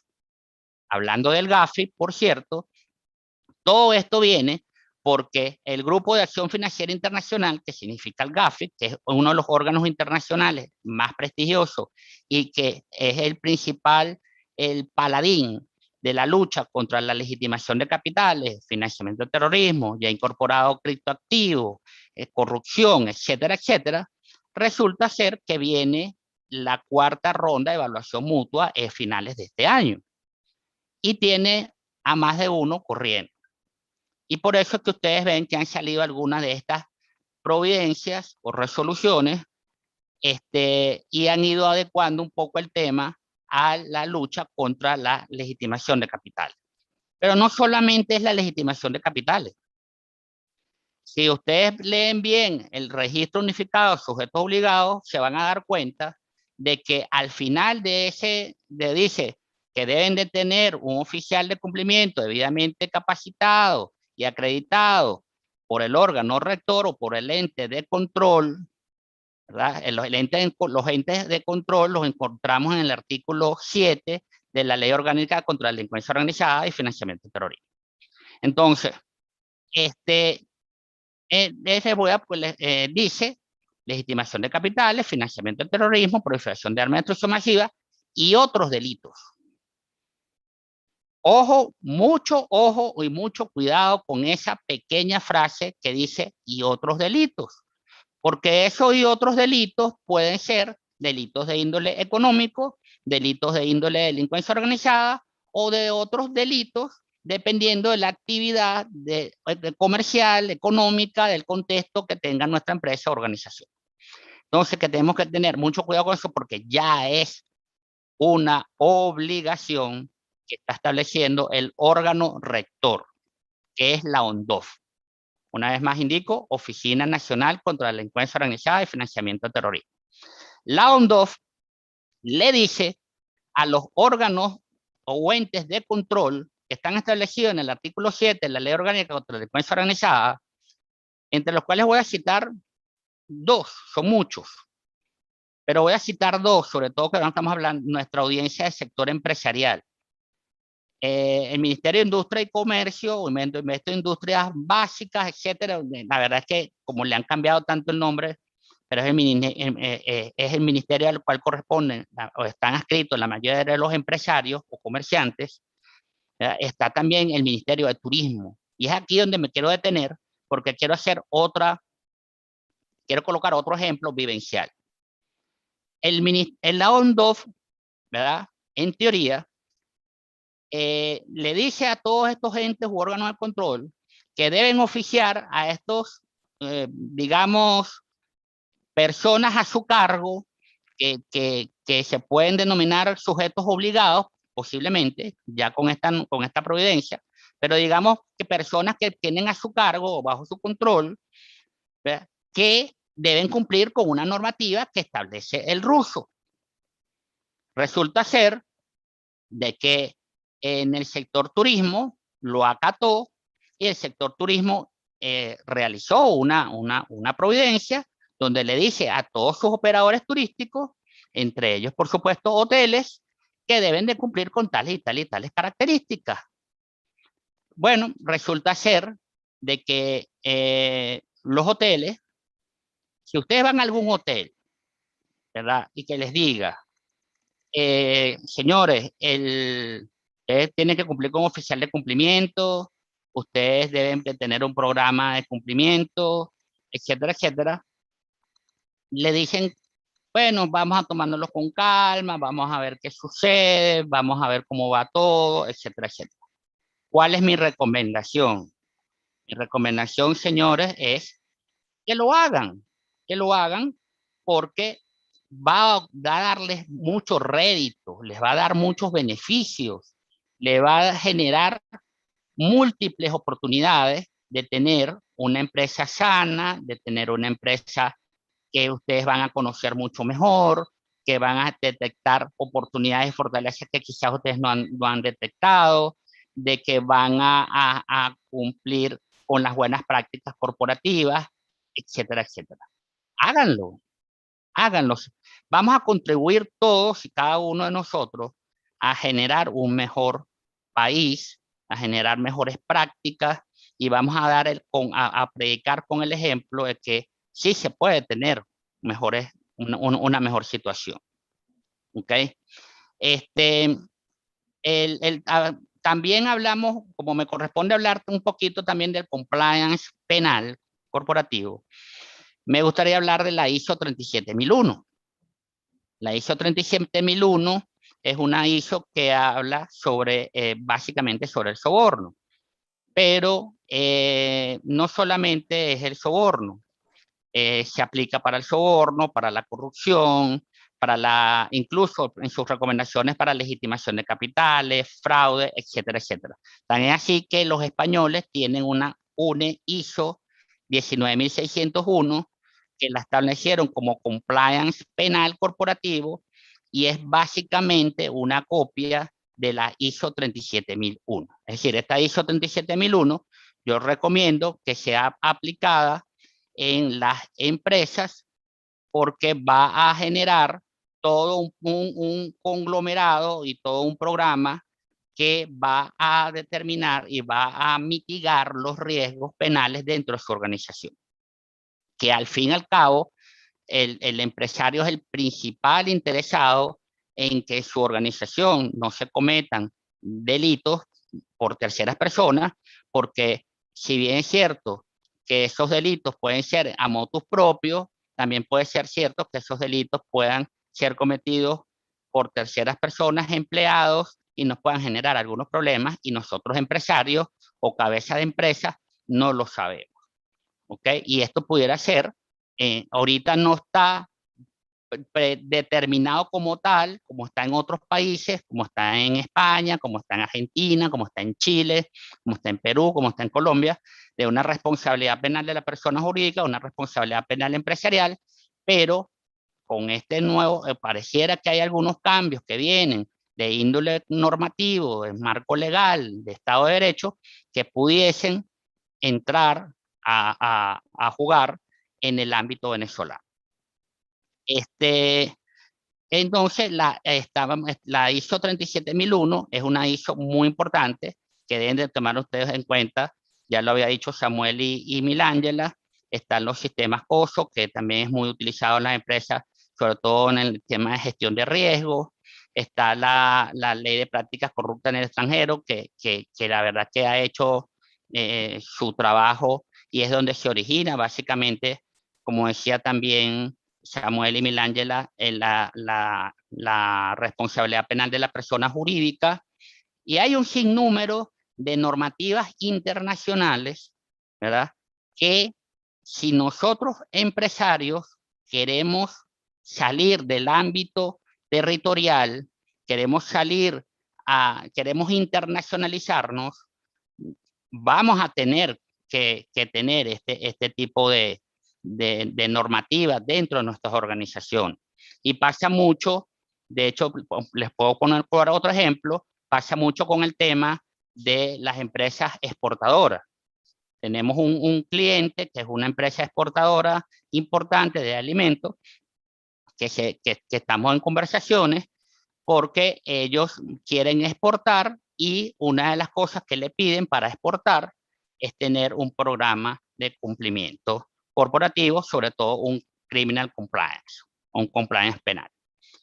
Y también, por ejemplo, les puedo poner otro ejemplo, la SUNAVAL, que ahora que está muy de moda y que las empresas se están, en virtud de que no tenemos financiamiento a través de la banca, que sería lo ideal, ¿verdad? Nos estamos tratando de subsidiar, o estamos tratando de oxigenarnos a través del sector valores, que parece ha tenido un éxito interesante.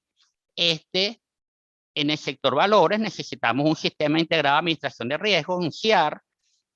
Necesitamos tenerlo actualizado, necesitamos tener un POA, que es un programa operativo anual, y necesitamos unas auditorías de cumplimiento. Entonces es importante que los empresarios que pretendan participar en la bolsa o en el sector valores tengan en consideración este tipo de cosas. ¿Okay? Ahora he hablado un poco dentro de mi exposición sobre lo que es el tema de algunos beneficios, ¿verdad? Que lleva a cabo del tener un programa de cumplimiento en la organización. Ya para ir terminando, porque creo que he hablado un poco y la conversación ya está un poco larga, Samuel y Milangela creo que lo han dicho bastante bien todo. Discúlpeme si mi conversación ha sido un poquito virulenta, si ha sido un poquito controversial. Mi intención no es herir susceptibilidades ni herir a nadie. Mi intención es hablar un poco claro y aterrizar las cosas. Ahora bien, vamos a hablar de los beneficios que puede obtener una empresa, ya para finalizar, los beneficios que desmontan estos mitos de compliance. Ya habíamos hablado de los ahorros derivados de demandas, de sanciones, de indemnizaciones, de pérdidas de facturación, incluso de contratos públicos. Hay personas, claro, ya hoy por hoy pareciera que tener contratos con el Estado ha ido disminuyendo, pero hay sanciones que nos pueden generar la pérdida de contratos con el Estado, y esto es realmente importante. Y yo creo que si nosotros tenemos una empresa seria, transparente, que implementa valores éticos, morales, buen gobierno corporativo, buenas prácticas, estoy completamente seguro que vamos a ser mucho más competitivos en el mercado, ¿verdad? Otra de las cosas importantes y que está también muy de moda es el tema de adquisiciones y fusiones de empresas. Si yo tengo una empresa y la quiero vender, porque está también, insisto, muy en boga, pareciera, este tema de fondos de riesgo, o fondos de dinero de riesgo, valores de riesgo, entonces, o de capital de riesgo, disculpen, fondos de capital de riesgo. Entonces yo tengo quizás una empresa y también me tocó otro tema donde había un señor que tenía una empresa importante, había este fondo de capital de riesgo, quería adquirir la empresa, pero estos inversionistas del fondo a la final no se vieron muy convencidos porque no había protocolos, programas, sistemas que le dieran fiabilidad. A pesar de ser capitales de riesgo, es lo que yo he llamado, tampoco son capitales suicidas. Una cosa es capital suicida u otras cosas, y otra cosa son capitales de riesgo. Entonces, estos capitales de riesgo, de una u otra forma, también exigen que estas empresas con las cuales ellos piensan invertir, oye, mientras más transparentes, más confiables y buenas prácticas tengan, evidentemente son mucho más apetecibles. ¿Ok?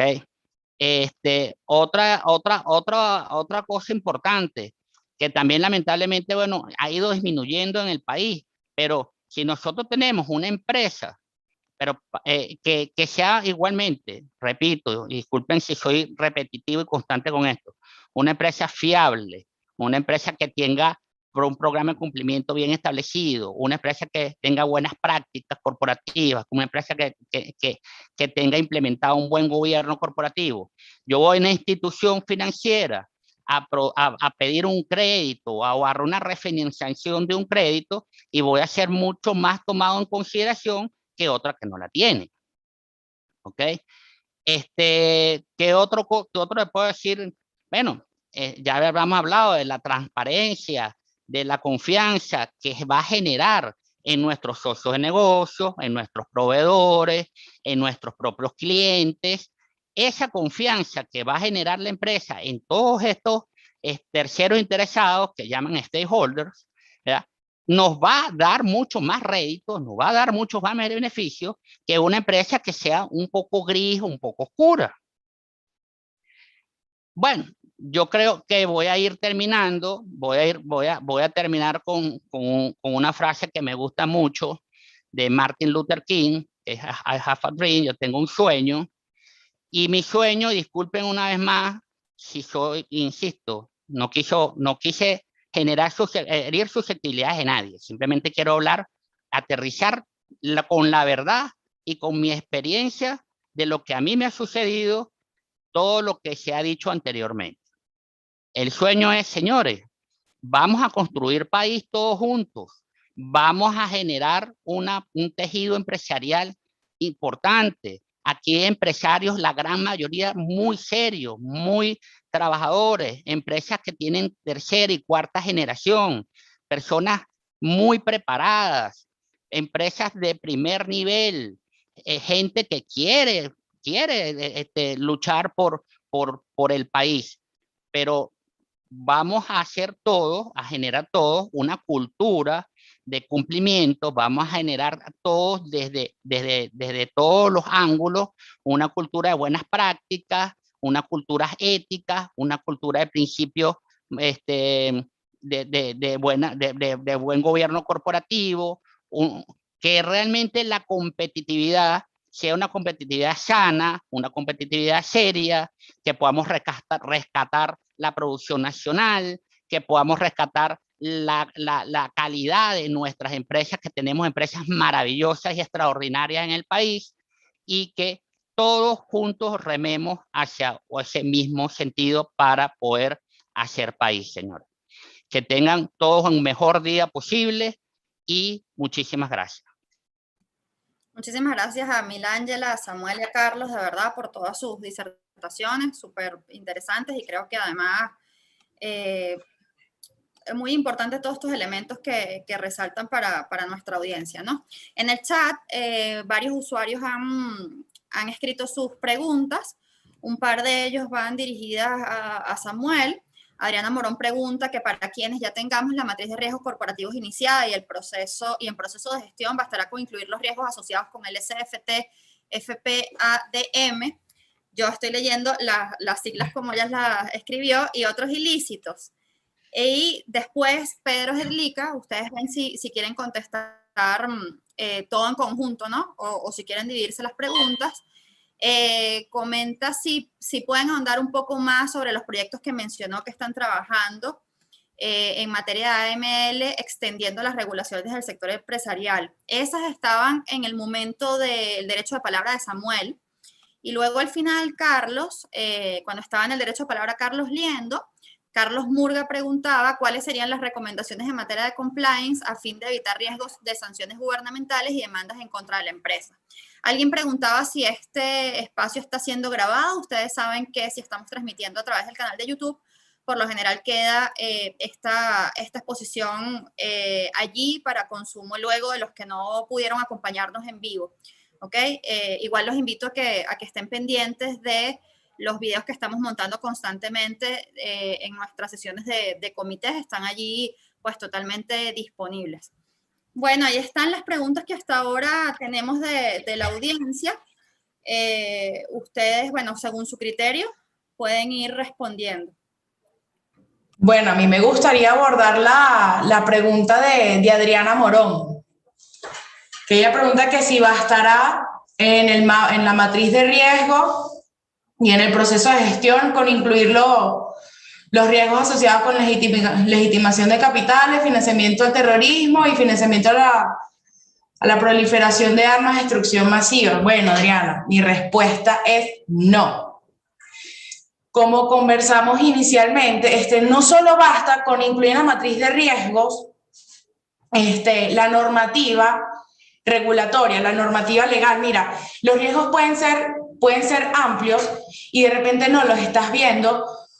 Por ejemplo, se me ocurre conflicto de intereses. Eso es un riesgo que puede permear en tu organización. Hay riesgos laborales. Hoy en día las empresas,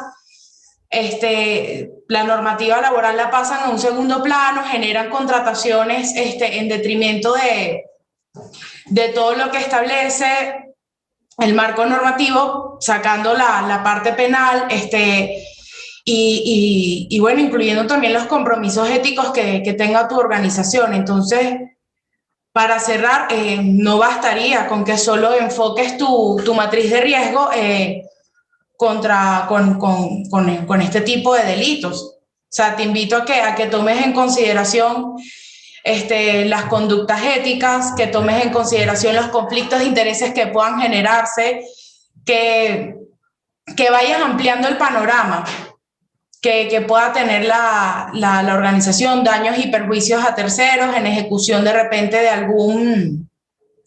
alguna actividad en desarrollo de la empresa, entre otros. No sé si Samuel o Carlos quieran ampliar lo que le estoy indicando, Adriana. Gracias, María Ángela. Sí, yo quería iba a responder la segunda pregunta, la del doctor Pedro, ¿no? Tengo un feedback que me está... pero bueno, vamos a terminar con la pregunta de Adriana, ¿no? Fíjate, en primer lugar te aplaudo de que tengas una matriz de riesgo ya con unos riesgos corporativos iniciales, ¿ok? Es sumamente importante. Como lo dije en la exposición, tienes que ver el contexto de la organización, primero que todo, para determinar si hay alguna de las normativas que se han estado publicando en la actualidad para ver si tienes ya la obligación, primer lugar. Segundo lugar, a lo mejor no tienes la obligación por ley, ¿ok? Pero quieres adelantarte a esa obligación que tarde o temprano va a llegar. Y con esto voy a comenzar a responder la pregunta de Pedro. El control de riesgo AML o LC, como lo quieran llamar, yo prefiero llamarlo AML, siempre tienen un basamento, ¿ok? Y es una estructura, pues, que tiene unos pilares fundamentales, ¿no? La existencia de un oficial de cumplimiento, ¿ok? La identificación de los riesgos, la parte de la capacitación, la parte de las políticas, debida diligencia, etcétera, etcétera. Entonces, estos 5 pilares fundamentales de los sistemas AML, tienes que analizarlo a ver si dentro del sistema o del programa de compliance que ya tengas en funcionamiento dentro de tu organización están presentes. Si están presentes, la mayoría de ellos, entonces, bueno, adapta los que te hagan falta para que puedas cumplir con la normativa. Estos componentes siempre son muy parecidos, en algunos varían. Hay unas normativas pues, que te establecen que la debida diligencia intensificada no la puedes tener con un tercero, etcétera, etcétera. O sea, hay varios detalles que tienes que conocer la norma para poder determinar cuáles aplicas y cuáles no. Y con relación a Pedro, sí, bueno, fíjate, cuando hablamos de este punto del compliance, el compliance regulatorio, lo tomamos como punta de lanza de esta exposición inicial, de estas nociones básicas, porque es lo que están viviendo los empresarios ahorita en la actualidad. O sea, ya la parte impositiva, la parte de relaciones laborales y seguridad laboral, ya la parte ambiental, ya tiene su sistema instalado en la mayoría de las empresas, pero la parte de AML, pues en el sector empresarial privado es algo nuevo. Es algo nuevo porque sencillamente no tenían la obligación reglamentaria. Ojo, obligación reglamentaria. Pero desde el punto de vista del ONDOP, y ya esto lo he dicho en otras ocasiones, la ley especial que lucha contra la declaración analizada, data del año 2012, ¿ok? Y desde el año 2012, esa ley está vigente y en el artículo 7, en el artículo 8, se establece cuáles son esas actividades profesionales no financieras designadas, las APNFD, esos sujetos obligados no financieros, que de acuerdo a recomendaciones del GAFI tienen que tener sistemas, ¿ok? Muy parecidos o parecidos, pues semejantes a los que establecen los sujetos financieros. Cuando hablo de sujetos financieros, hablo de banca, seguro y la parte de seguro, banca y valores, ¿ok? Que son los 3 principales y ahora se le agregó activos virtuales. Entonces, la recomendación del GAFI es que esos sistemas que se aplican a los sujetos financieros se apliquen a los sujetos no financieros, que son en este caso las empresas privadas. Ya se han estado dictando algunas normativas, ya tenemos la parte casino, que creo que es 2019, tenemos la área de hoteles, que ya fue dictada, creo que desde el punto de vista privado tenemos eso, ¿no? Pero lo importante de tomar en consideración es que esa transformación, esas nuevas publicaciones de normativa, están sobre la mesa, pues. En cualquier momento, pues puede el órgano de control, pues dictarla y aplicarla de acuerdo a las necesidades y al contexto de las actividades sectoriales que sus empresas, pues que sus sujetos obligados o controlados hagan, ¿no? Entonces es importante que lo tengan en cuenta, no es algo, como lo digo, no es algo nuevo, ya tenemos esa obligación, lo que pasa es que no teníamos la normativa que la hubiese, ¿cómo se llama? Que lo hubiese dispuesta, pues, lo hubiese establecido con puntos y con límites y detalles, ¿no? Lo que sí quiero dejar constancia algo aquí, y gracias por la pregunta, Pedro, porque creo que se me pasó, desde el punto de vista comparado, ¿ok? En otras latitudes, y ya esto también lo he dicho en otras actividades, cuando hablamos del compliance regulatorio, a nivel de las APNFD, en otras latitudes, en otros elementos jurídicos, ha habido el establecimiento de unos criterios objetivos para la aplicación. ¿Y a qué me refiero con eso? Fíjense, no es lo mismo hablar de bancos, seguros y valores, ¿ok? Que todos los sujetos obligados per se tienen que tomarlo, tienen que tener esos sistemas anti-lavado de capitales dentro de su organización, dispuestos dentro de su organización a hablar de unas empresas privadas. Lo que nosotros hemos visto, lo que se ha visto desde el punto de vista de los estudios de derecho comparado, es que la normativa establece una serie de objetivos para poder aplicárselo a estos sujetos obligados de carácter privado, a estas empresas privadas. ¿Cuáles son? Hay dos que son fundamentales y a los cuales siempre yo hago referencia. Primero, facturación. Es decir, porque si lo que queremos es prevenir la comisión de legitimación de capitales, pero tenemos una actividad como, por ejemplo, venta de celulares, que la venta de celulares es una actividad que los comerciantes son sujetos obligados y tiene una facturación, vamos a llamarla significativamente baja, pues entonces le vas a sobrecargar a ellos de la implantación de un sistema que le va a costar dinero. Y en segundo lugar, la posibilidad o el riesgo de que sea utilizado para legitimar de capitales es muy poco. Y el segundo factor que también se ha tomado como referencia es la capacidad laboral, es decir, el número de trabajadores que tengan dentro de la organización. Son estos dos factores, factura y capacidad laboral, los que hacen como una especificación de los sujetos obligados no financieros para poder aplicarles esta normativa de legitimación de capital. Eso lo repito, sé que en la mayoría de la normativa no hay distinción, es decir, hoteles y posadas son hoteles y posadas que tengan, ojo, que tengan actividades de cambio de divisa, pero no hacen distinción alguna, al igual que no lo pudiesen hacer en una u otra actividad, pero sí es bueno, de ley referenda, que se ha tomado en consideración esta parte de derecho comparado, porque pudiesen afectar a algunas organizaciones empresariales muy pequeñas que a lo mejor no tienen los fondos y el cuerpo suficiente para implementar en forma continua y decidida un programa anti-AML. Espero contestar esta pregunta de esta forma.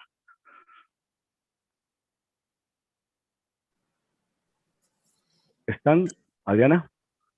Excelente, Samuel. ¿Hay alguna otra duda? No, hasta ahora no hemos recibido más preguntas en el chat. Sí, felicitaciones a ustedes por la dedicación que le han puesto a explicar estos temas y a responder. La verdad que muchísimas gracias a los tres por este espacio, a Milangela por tomar la iniciativa de proponer pues tener este tema y compartirlo con ustedes. De nuevo los invito a que nos sigan a través de nuestras redes sociales, @Cámara de Caracas, que se suscriban a nuestro canal en YouTube. Estos espacios están disponibles para que ustedes los puedan compartir. Aunque sea por este espacio virtual, esta cámara está a su disposición para sus solicitudes, inquietudes. Nada, los esperamos entonces en otra oportunidad y de nuevo mil gracias a Samuel, a Carlos y a Milangela. Gracias. Gracias a ustedes. Gracias, Adriana, muy amable. Gracias, hasta luego. Hasta luego.